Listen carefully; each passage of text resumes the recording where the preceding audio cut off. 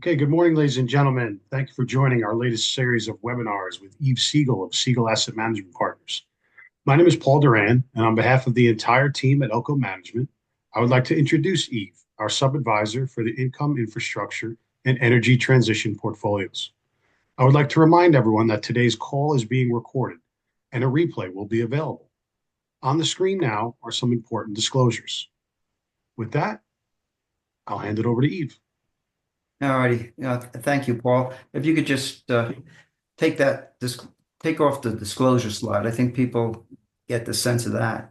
You There you go. Thank you. I want to welcome Pierce Norton and Walt Hulse. Pierce is President, CEO of ONEOK, and Walt is the Executive Vice President, CFO, and really a pleasure to host both of these gentlemen. I want to thank you, and I want to thank everybody else for joining the call. So, Pierce, I'll start off with questions unless you have a quick opening remark. Well, the only opening remark I'd have, Eve, is just thank you for having us on. And again, I think all those who are joining us here today, I think ONEOK has a great story, and we know that you're going to ask us some really good questions, and I think we'll have some really good dialogue here. So, and Walt and I really appreciate the time that you're Thank spending you. on here. So, thanks. I promise no curveballs. This will be fastballs right up the middle. So, what I'm going to try to do also is share just a couple of slides. These are from um, your first quarter, presentation. And can you see that? We can. We can. Oh, okay. So the first question I had for you is, Pierce, it's unbelievable. You joined in 2021, and you guys have been awfully active. In 2023, you bought Magellan Midstream Partners for about $19 billion. Then you followed it up in 24 with EnLink Midstream, Medallion Midstream, and assets from Eastern Energy. Are you guys tired? Uh, No, that. no, we're not tired. We're energized. We actually started out that process back in 2021, in the middle part of the year, sat down as an executive management team and decided what is it this company needs to really sustain itself for decades into the future. And we came up with this criteria. It was 9 things on there, and we like to call it our shopping list. The way I explain it to our employees is that when I go to the grocery store, I either go with a list or without a list. If I go with a list, I'm very strategic. I know what aisle to go on. I know what I'm looking for. I get in and get out. If I don't have a list, I usually wander up and down each aisle, and I end up with some impulse buys. And I think the same thing happens on M&A. So we developed this list. We socialized it with the board. I'll give you 3 examples. One was we felt like we needed more diversity because we were concentrated, primarily in the NGL business, and in particular up in the Bakken. So we were looking for diversity. We were looking for a company that had strong cash flow, that we could actually support these great growth projects and maybe not have to go out and issue as much equity. And then the third thing was, we just needed to do more of some of the things that we have always been doing, which is organic growth, which came with the diversity. So the first thing we looked at was Magellan, or one of the first things, as we put different companies through the mix, and then that led us to, and we wanted to do that one first, primarily because of diversification and the cash flow. And then it opened up the door to do more gathering and processing, and we specifically targeted the Permian, and with EnLink we got the Permian Plus with some of these other things. So we're very, very pleased with the acquisitions that we've done so far and the results that we're getting. Well, it also begs the question, do you like the mix of businesses now? I mean, you could see that you added the refined products and crude with Magellan. Is this sort of, where you want to be, or do you have any other type of acquisitions that you might be wanting to fill in here?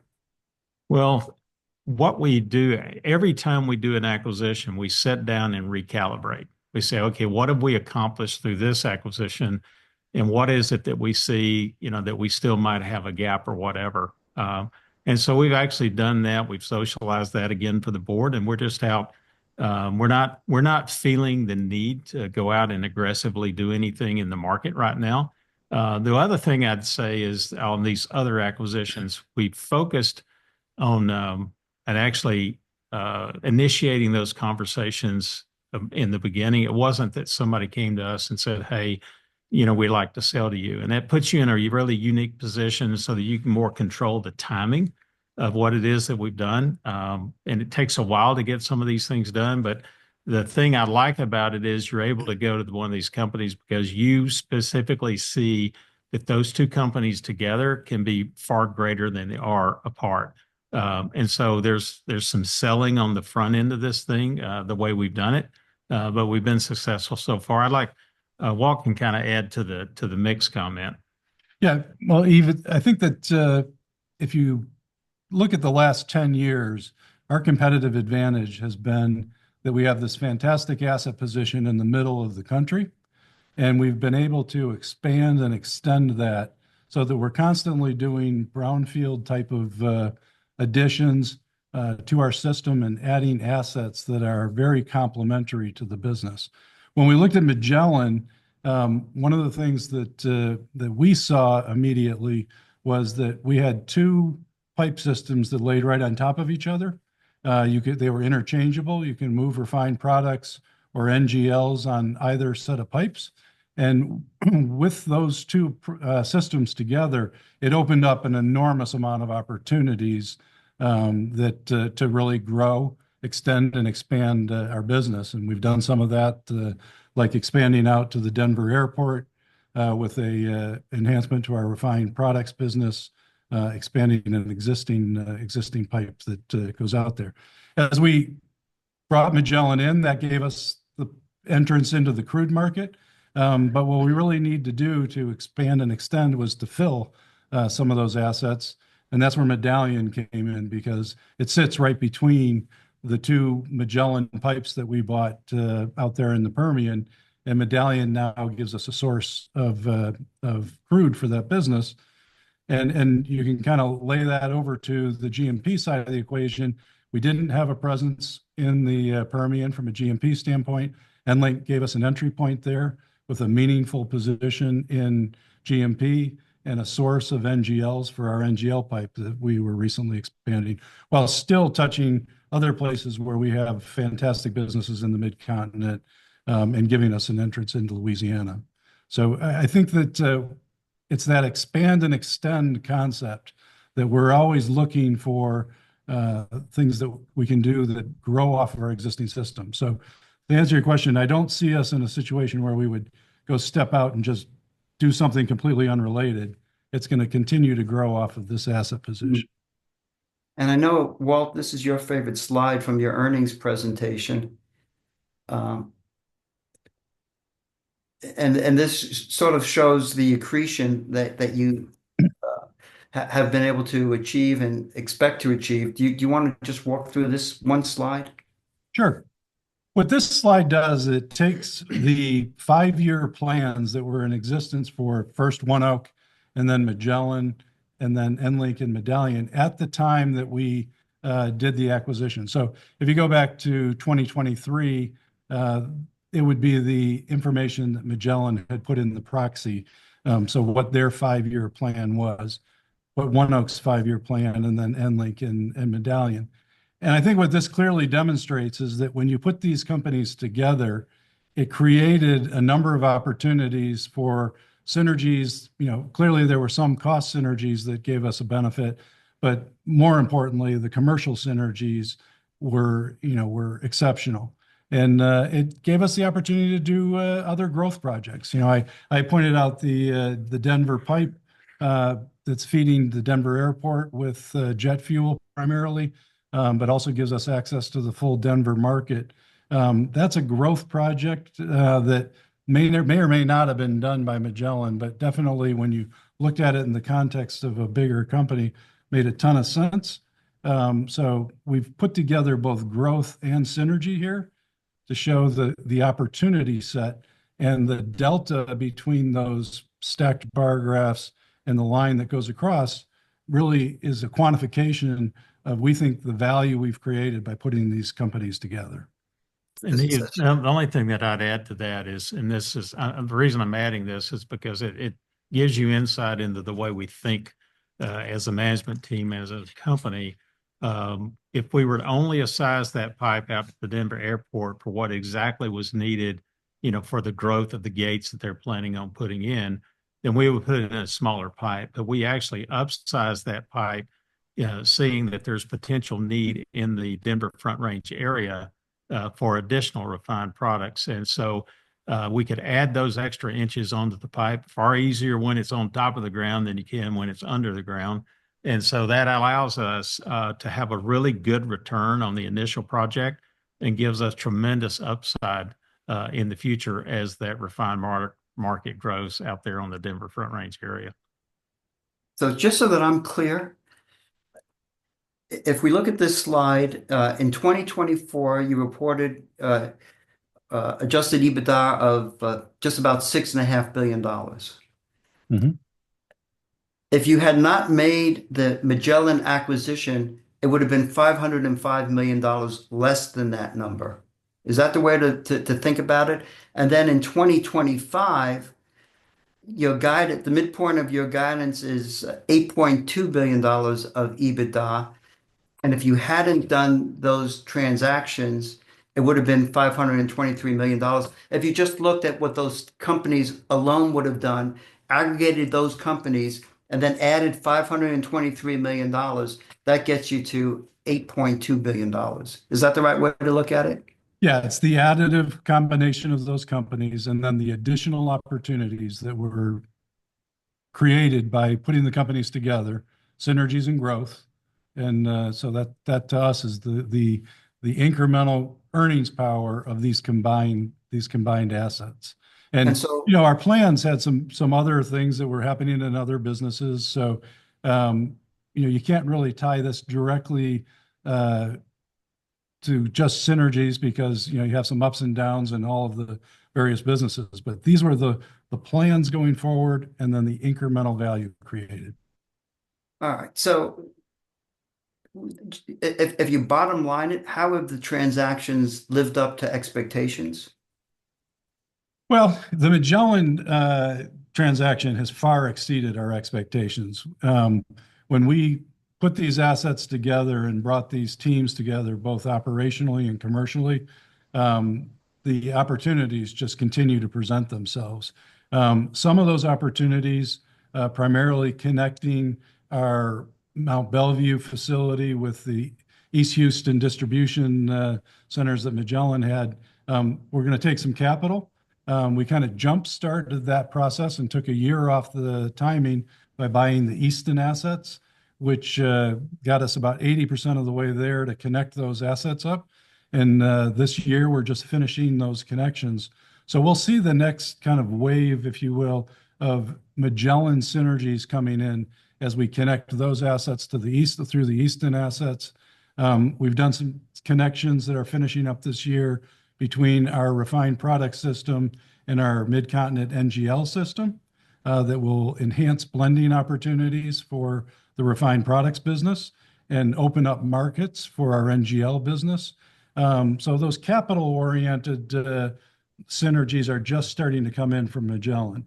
On EnLink and Medallion, we're in the earlier stages of that. We've only owned EnLink outright now for about 4 months. But we're seeing great opportunities as we move forward there as well. There are some capital opportunities that we're going to have to spend to get some of those synergies. It's not quite as capital intensive as some of the Magellan synergies were. So our expectation is that we'll see the benefits of those coming in a little quicker in 26 and into 27 and out to 28. The thing I want to emphasize on here, is the fact that these synergies are by and large in our control. So when we started out, we talked about batching, blending, and bundling. All of those things really require, some level of engineering, some adjustments to operation, maybe some construction projects, but we're not depending on another contract to be executed by a third party to actually bring these synergies in. So that's something that's pretty unique. A lot of acquisitions, you do one of these, but you have to depend on somebody else to do something with a contract later on down the road.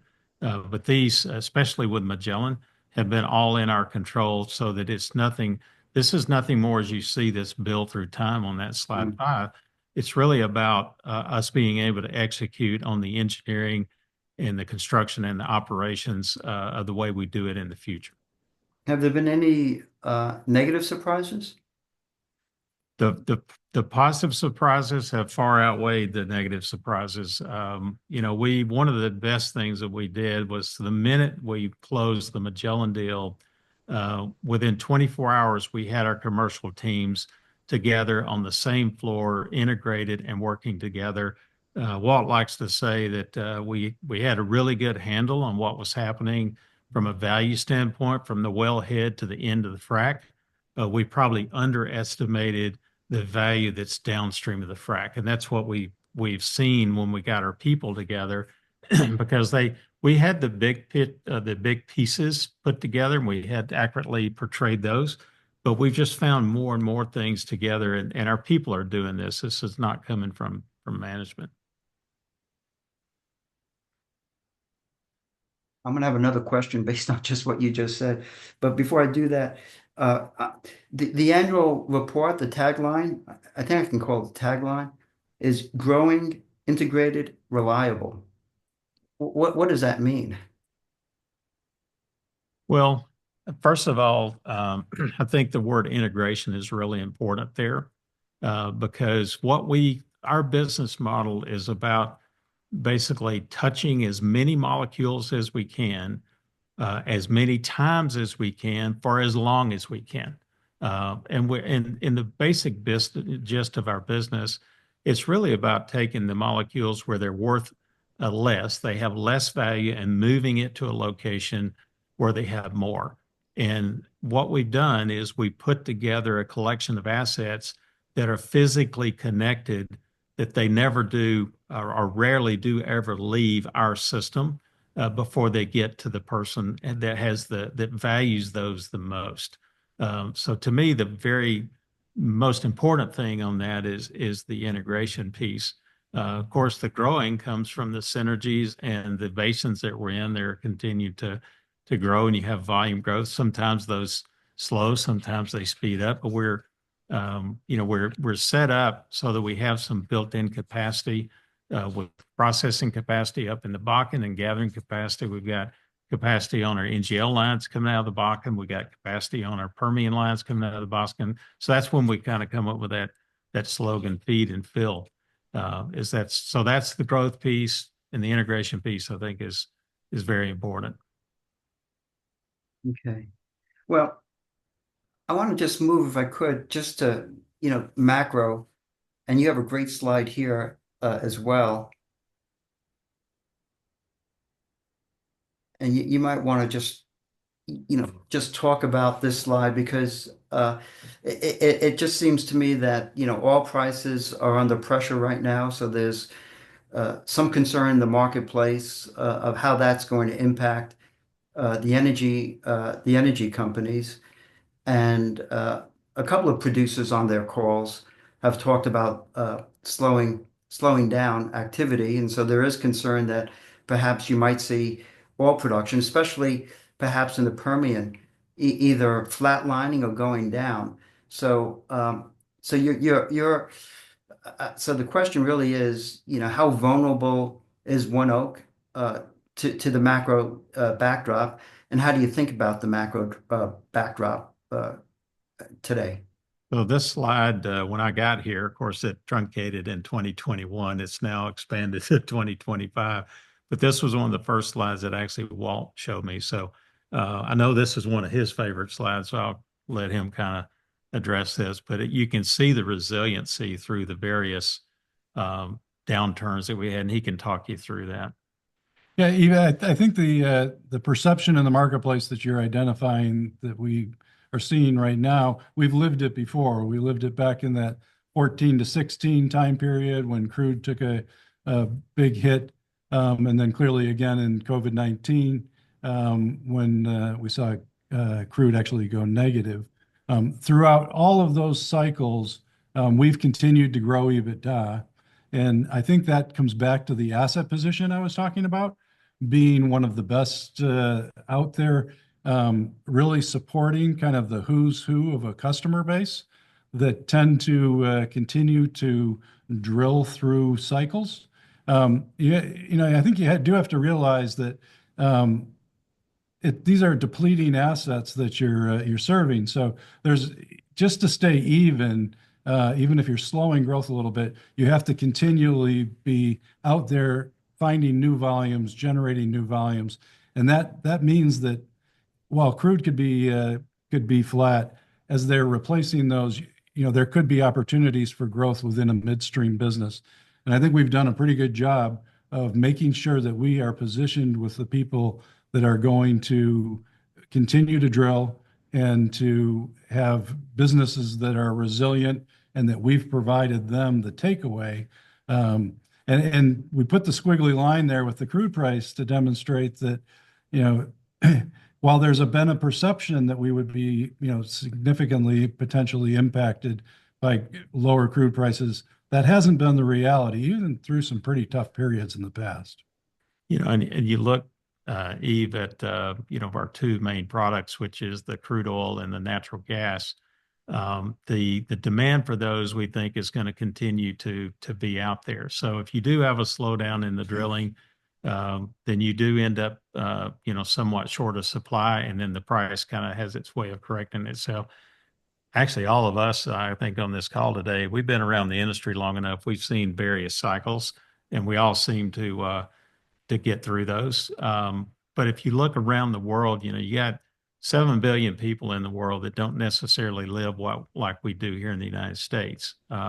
So the quality of life is a big issue. So I think you're going to continue to see both crude oil production, go up. You're probably going to see a little bit more exported out of the United States than in the past. And then certainly on the natural gas side.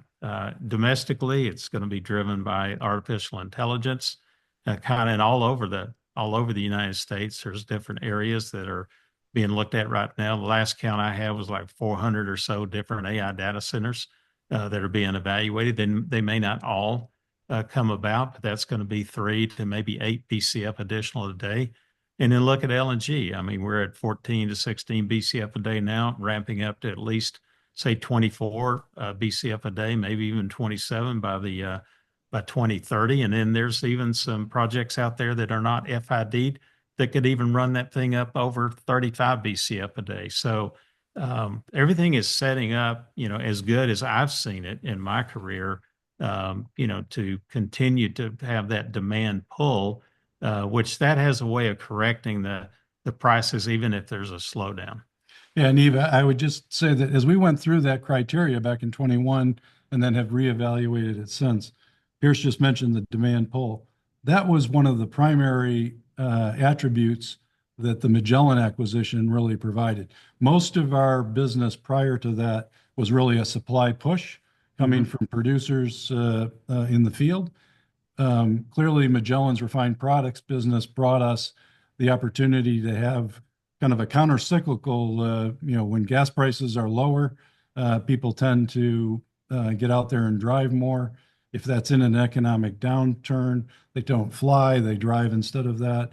And so we do see some uplift in the refined products in those cycles. So that just further balances out and provides us the diversity to make sure that we can keep this upward trend going for the future. So when you go back to to the prior slide, how much of this is sort of locked in regardless of what happens on the macro front? Well, I think that what's interesting about it is a good percentage of the delta between those two is what Pierce was saying is within our control It really comes when we connect those assets and can get further value for the commodity downstream.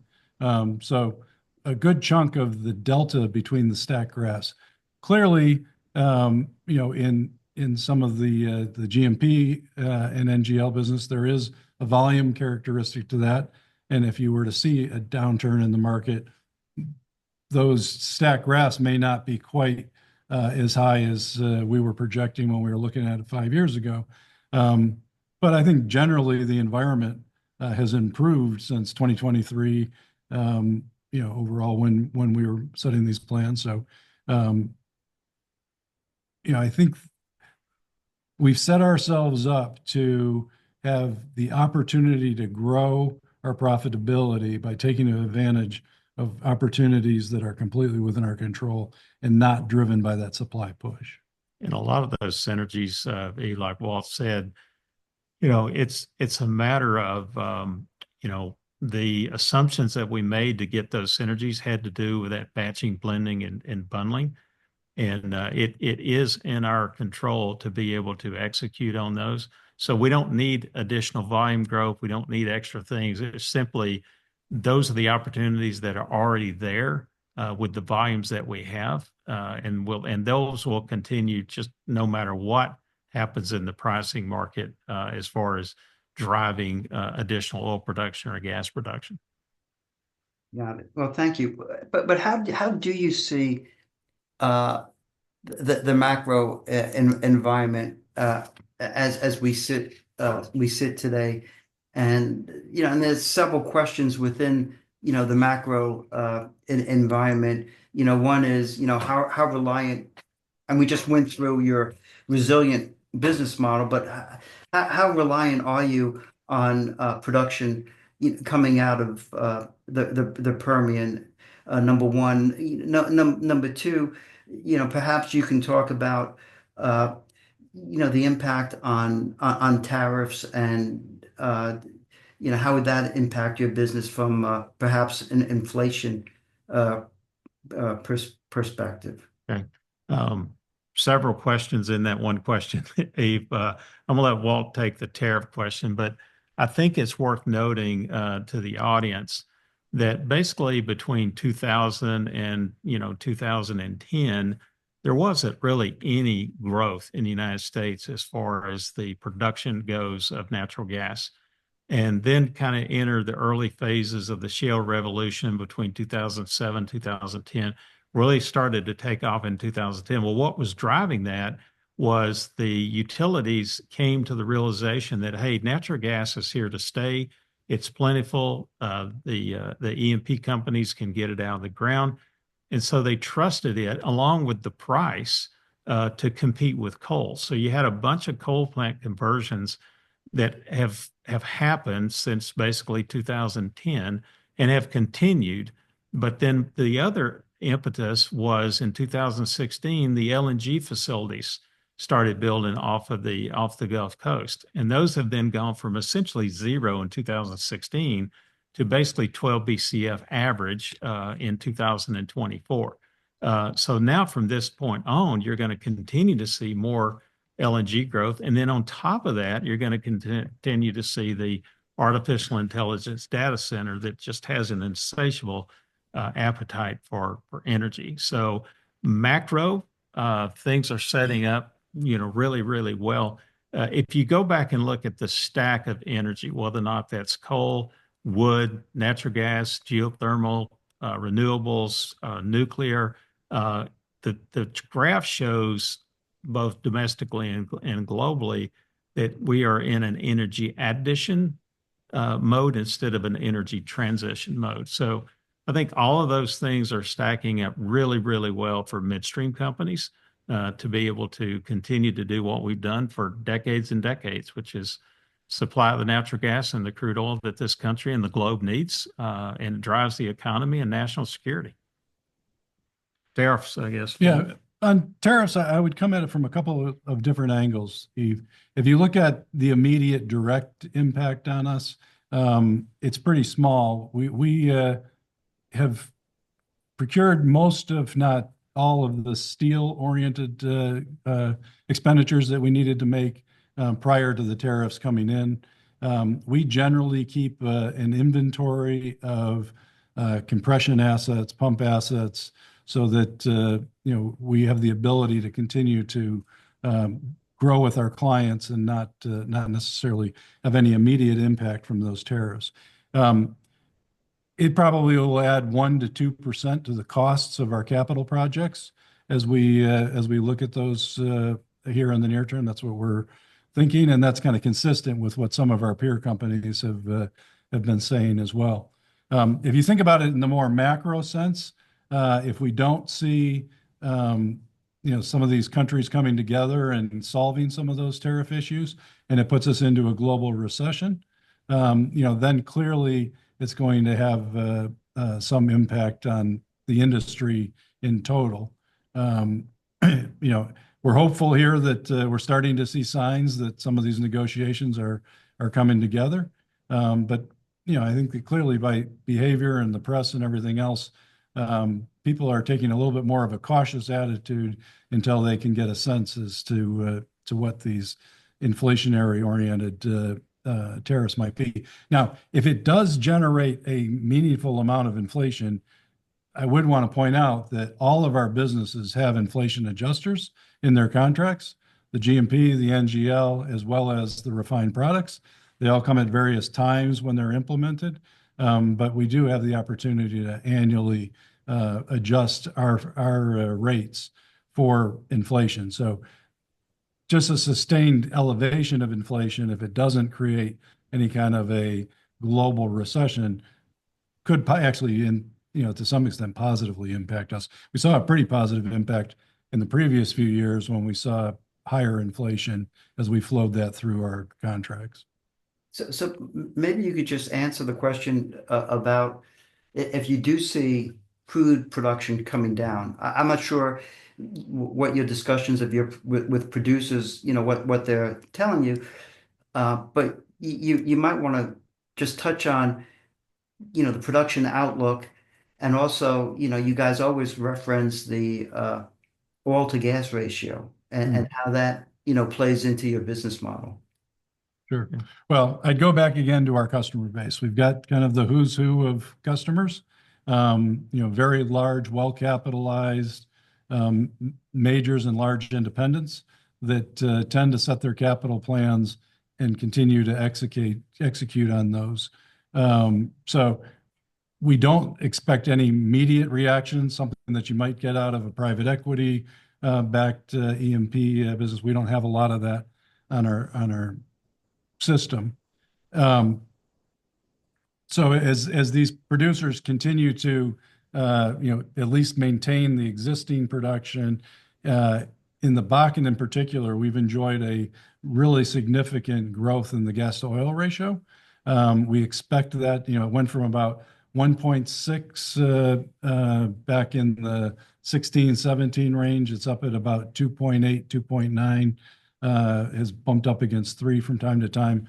So even in a flat oil scenario, we will see significant or meaningful growth in our gas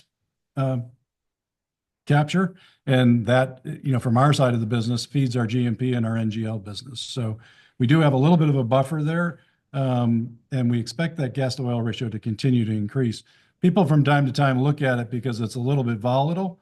It's volatile because the gas to oil ratio is different in different parts of the basin. So depending on where producers are drilling at a point in time, or where we're connecting wells at a point in time, you may see the gas to oil ratio vary slightly on average. But what's consistent across the entire basin is that the gas to oil ratio is rising in every part of the basin. And so over time, we've seen that continue to inch up. And that's a strong benefit for us. And even in low, crude oil price environments, we're seeing much more discipline out of the E&P companies. In the past, they would show a lot of volatility with adding rigs as the price went up and taking out rigs when the price went down. But because of their discipline, their balance sheets are in much better position, so they can withstand some of this.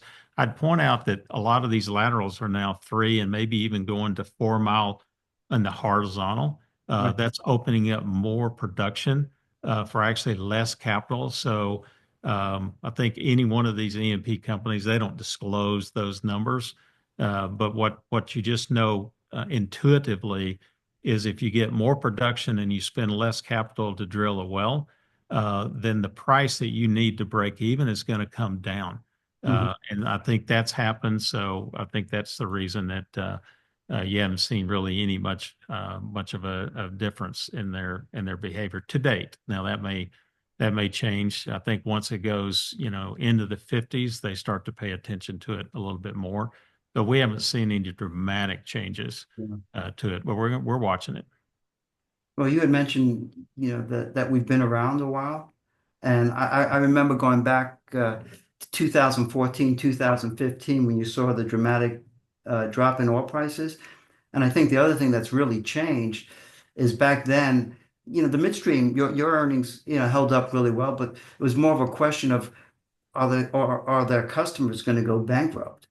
And I would suggest that the whole industry is a lot more resilient today because balance sheets are just so strong. So, the folks that are spooked about oil prices cratering, at least you can take that off the table that you're not going to see all these companies, your customers heading for the doors. Well, it's an industry that tends to learn from what they go through, right? And over the last 50 years, these industries have gone through a lot.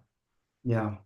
I also want you've mentioned AI a couple of times, and you mentioned LNG exports and natural gas.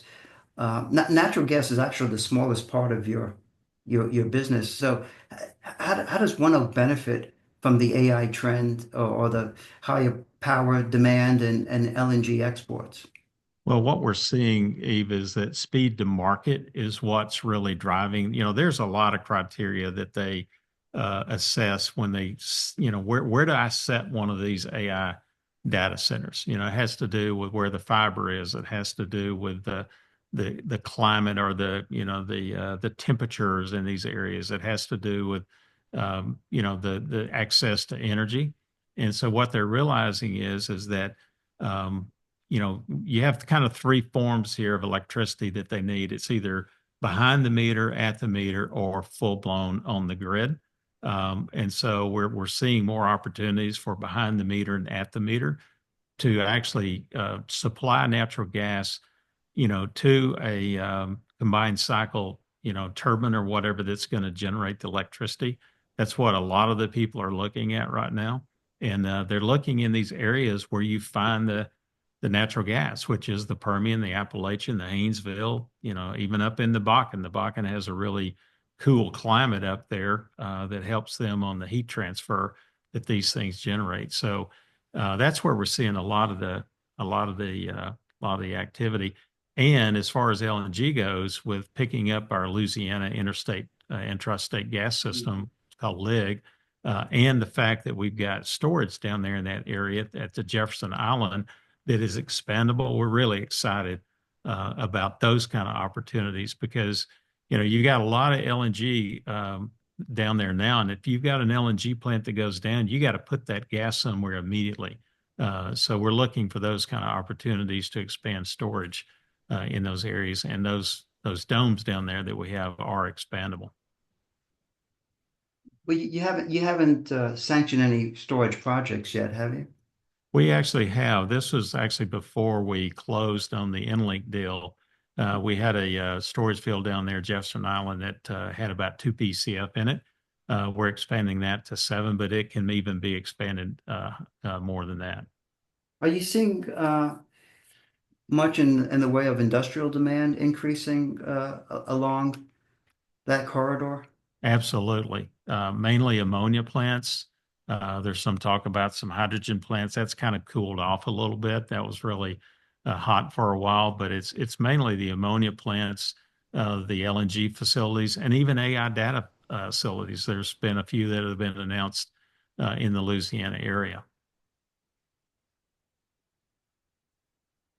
Can you spend a couple of minutes talking about exports of LPGs and the recent project that you announced with MPLX a few weeks ago? Yeah, we talk a little bit about how we came to that conclusion. We not only look at the volumes that we project on our facilities, but we also look at what others are going to project on theirs and look at the overall, LPG exports that are actually out of the Gulf Coast especially around the Mont Belvieu fractionators. And we came to the conclusion that we're okay right now, but 3-4 years from now, that capacity would get tight, even with all of the ones that are announced, even with us. So we decided that we needed to get a LPG dock down there. We've been looking at one we've been talking about this for 10 years, that. But we finally found a partner that provided us an excellent location to get in and out, the ingress and egress, to get in and out with those LPG ships quickly, more quickly than up the ship channel. So the location was very, very important to us. Location was important because if we put it down there with the Marathon facility, it's considered brownfield. So that just means that the utilities and a lot of things that you would have to bring into a greenfield project were already there. So that lowered the cost, it sped up the project. And we think we got a great partner. And it was the closest place that we could locate to our Mont Belvieu storage. So those combined of location of storage, location as far as the cost and it being brownfield, and location to ingress and egress, that's what drove our decision to go ahead and move forward with that. But we do believe that there's, LPG is a market that's fairly balanced. And so, for instance, if tariffs cause people to have different behaviors, they're still needing to consume those LPGs. So if they decide that the tariffs are too high, and I'm going to change my supply from one area, well, they're taking it away from somewhere else. So it just finds its way because it's not like a pipeline. It's a ship and can be directed anywhere that it needs to go. And in a balanced market, that works out really well, just about in all kinds of environments.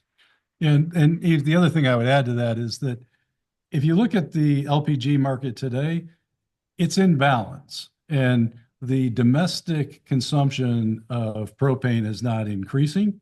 So, as it hasn't been for quite some time. Right. So all of that incremental propane that's being generated from growth is going over the water. Well, our propane that we're producing out of our fracs is clearing over the market today, but we control that propane. So when our dock comes on, we will be able to put that onto our dock. Right now, it's being sold into the marketplace and then going across other people's docks. So the fact that we had that supply, enough supply to support a dock, was really what drew customers to us to make commitments to us that gave us the comfort to go forward and build this project. And what they saw was access to supply, location that was superior, and they wanted to participate in that. So it's going to be 400,000 barrels per day of export opportunity, of which ONEOK will have 200,000 and MPLX will have 200,000. So I asked Walt this question once before, so I am mindful that I asked the question already. But of that, how much is third-party contractual commitments versus ONEOK underwriting, the project from your own propane or that you control? Well, I think that there's two different aspects of that. So there are contracts to take the propane across the dock.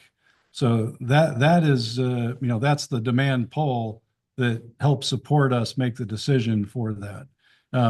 The actual propane that we're putting across that dock, we have, as I said, we have the supply to do that today. We do have some producer customers that have worked with us to think about going from the wellhead all the way through to the dock. that have supported it from that side. But the real support that got us to the investment decision, along with wanting to be able to control our destiny with our barrels, was really from the demand pull, the people that are taking it across the water. So are those the ones that are contracting on the demand pull side, Yeah, or we've got a little bit on both sides. on both? So typically for a pipeline, you need like when you sanction a pipeline, you'd want 70% of of a capacity. Is that rough numbers or? Well, no, I kind of would say what you need is you need enough contracts to get you to an acceptable return. Oftentimes in other places we've expanded the diameter of the pipe to give us the opportunity um, to have operating leverage, and we've been able to do that because it has taken less commitments to give us an attractive return on our capital. So we needed to have a project that was going to generate returns that were competitive with our other opportunities. And the fact that it took us 10 years to get here was the fact that in many cases we looked at the opportunity set and there were better uses of our capital. In this particular case, we were now able to have the moon and the stars align to where we could have a project where the return was acceptable. And not only that, it gave us clear control of our own destiny with those barrels 3-4 years out down the line. What you don't want to do is you don't want to find yourself in a position where your product is not moving. But that typically is rare. But what will happen is your product will have to go at a severe discount. And so that was really important to us as we looked at our projections and where our volumes were going and where everybody else's volumes are going. We just felt like this is the time. And it just so happened that it aligned up. We probably wouldn't have done this at 400,000 barrels on our own, but to have a partner like Marathon, it was kind of a really good match for us. So was this the opportunities downstream of the fracs that you had referred to earlier in the conversation? No, those are really more about, all the things that you can do, to batch the products, to blend the products, those kind of things. We just didn't have as good a feel for the magnitude of those. And they're just all, we told this story numerous times, but there was even some smaller not acquisitions, but growth opportunities that maybe weren't being developed under Magellan, and that's no slight on their management. It's just it was a different business model. But to be able to put in some smaller fracs and stuff like that to be able to feed some of the refined products businesses over in West Texas, there are things that you could get $10 million of a capital project, and you get $8 million on the EBITDA. So those are fantastic return things. And we found several of those kind of things, throughout this. And being able to, when you get all the assets together, well, I got this pipe over here that maybe is empty, or I could convert that to a different kind of service. All of those kind of things are underway too, from a construction standpoint. So they all add up. And I apologize up front because we're running longer than I promised. So I just have two more questions. All right. Hopefully, just two more questions. It depends on your answers too. But the top of mind also is quote unquote energy dominance, and Pierce, I really don't want to put you on the spot in terms of or Walt in terms of an editorial, but how has the administration's policies impacted the company and energy dominance? If you have any thoughts on that, are you seeing permitting made easier? Are you seeing deregulation? We're seeing lower oil prices, but I'm not sure if that's because of Trump or Saudi Arabia. So, what are your thoughts on energy dominance? Well, I will say that the administration, from the Secretary of Interior, Secretary of Energy, EPA head, they have been very proactive of reaching out to the industry and asking one question: what is it that we can do for you to speed up, the amount of production or whatever that's going in the United States? And so we've been able to spend quite a bit of time with them, either through conferences or, through, industry type meetings. And I like the rhetoric that's coming out of there. And I do think, in the past, it's like, well, what can you do for me? And the industry would respond, well, let's speed up, regulatory reform. Well, that doesn't really get to this administration is asking specifically, what projects do you have? What can I do for you to speed those up? Tell me the name of whoever it is that you're dealing with, and I'll see if I can give you some help. So it's a much different way of approaching problem solving than necessarily what we've seen in the past. We have a saying around here that we don't pick sides, we pick issues. Well, the issue is energy dominance. Then what do we all got to do to make sure that it happens? And part of it is what does that definition mean? And I think what it means is that how can we create an energy system here in the United States that is both the most reliable and the most affordable and the cleanest? And we've got a good start to that already, because if you look at the balance between fossil fuels, renewables, and nuclear, those three things work together to offset whatever the weakness is of any of the other pieces. And so we've got it's kind of the envy of the world, what we have already, and we're just building on top of that. But I think that's what it's about. It's what can we do, to have a healthy industry, but at the same time, have low enough cost in our energy systems, both from a kilowatt per hour standpoint, dollar per kilowatt, and a dollar per MMBtu or dollar per MCF. So, because that's what drives electric generation, residential consumption, commercial consumption, industrial consumption. Probably a little bit more answer than you want, but we definitely have strong points of view on this.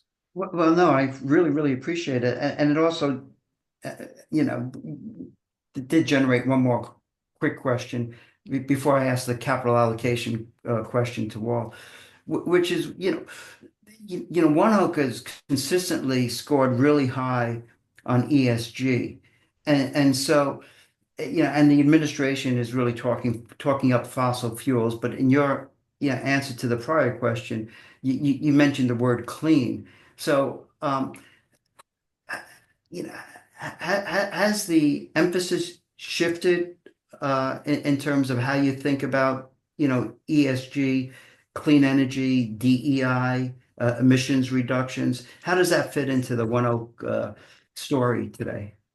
Well, I think you got to start, by saying where did we come from? And where we came from in all of those topics is we never went too far one direction or the other. I like to explain it as if you were playing golf, you just get out your 7-iron and you play an entire round with your 7-iron. That's going to be a lot more accurate than me taking out my driver. So we never set a zero emission target by 2050. We didn't do that. We actually looked at our assets and said, what realistically can we do to reduce emissions that actually has a return on it? And so that's the things that we focused on. We set a target of reducing by 30% by 2030. We're 75% on our way to doing that. When we get there, we'll take a look at it and see what else we can do. But, as far as all of those aspects that you just mentioned, because we didn't go too far one way or the other, we can just stay the course in what we're doing. And I think that's what our employees appreciate as well. The only reason I was smiling is when you start with a golf analogy, it doesn't matter what club I use. I mean, it just doesn't. And so I'd be remiss, we have the champion of CFOs, Walt, right here. So can you talk about, capital allocation? And also I'm curious, with the growth capital and the backlog and buybacks and dividend policy, but I'm also curious of how easy is it to flex your CapEx in one direction or another? Well, I will tell you that, given all of the assets that we've put together, we have no shortage of growth opportunities and opportunities to spend capital. So, what we're doing is we're going through the process to make sure that we are very diligent in how we review those and pick the highest return projects that are going to have the most impact. And thankfully, we have a nice backlog of those. But as we go into a market that may be a little bit more with a little more turmoil, I think that we've demonstrated both back in the 16 period and in and around 2020 that we've been able to flex capital if necessary. We have a portion, about $1 billion of our capital is what we call routine growth. It's very driven by producer activity. So to the extent that producer activity declines, we can rein that in pretty dramatically and quickly.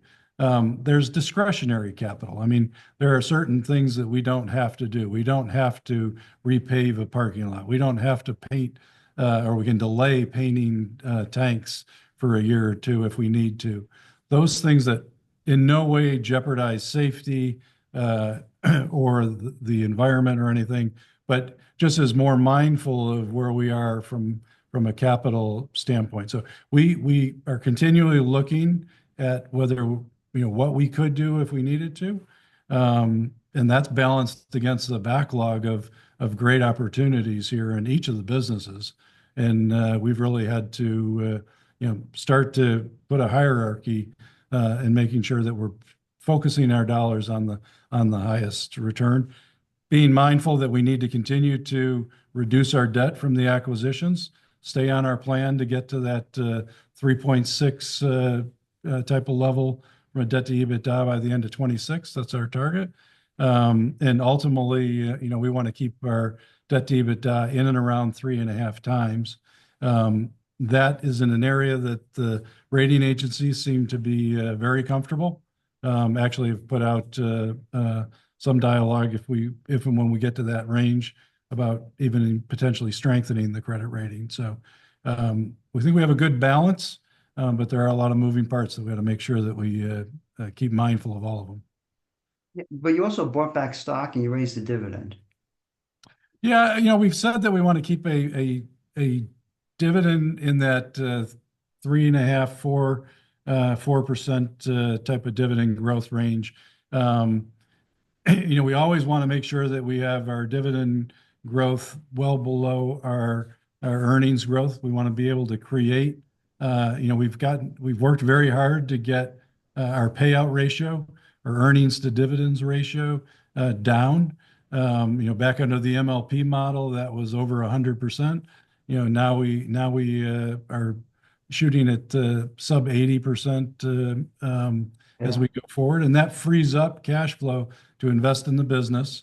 And we did make a commitment to go out and look at stock buybacks. That was prior to the EnLink transaction. So as we look at our opportunity set, while that's still something that we want to entertain, and we are going to generate cash flow to be able to execute towards that plan, it does push out the time horizon a little bit because of some of these opportunities to create synergies with EnLink. We may need to dedicate a little bit of capital there. But ultimately, we're getting ourselves to a situation where we're building an enormous operating leverage that will generate very significant cash flow. And we want to be in a position to use that for dividend increases, stock buybacks as we move forward. Perfect. I'll try to be honest. My last question is, is there anything that is top of mind that we missed? But the penultimate question is yes, no. Do you think 2025 will be peak in terms of growth CapEx for this cycle? Yeah, I would say yes. Okay. Turn it over to you, Pierce. Did we miss anything? Every time I get a chance to do one of these, Eve, I want to, give the credit to our people because we now have a little bit over 6,000 people in this company. And the way that they're coming together is something that I really appreciate. Integrating different companies is something that we're very focused on. That when you said what's top of mind, that's top of mind right now. And so I'm very pleased with the way our employees are coming together and what they're doing, and the excitement level, I guess, that you feel when you come into the building is contagious. And so I really do appreciate that. And thank you for having us on your podcast here today. And we appreciate it. Look Thank forward you. to the next time we're together. Well, I look forward to it, and thank you so much. And I just can't help myself. I think one of the things that is most underappreciated, with investors is company cultures, and you really showcase the culture of ONEOK, especially with that last statement. So, thank you both for agreeing to do this, and I always enjoy it. So, all the best. Take care All now. right. Thank you. Thank you. Thank Best you, to Eve. you. Yep. Thank you.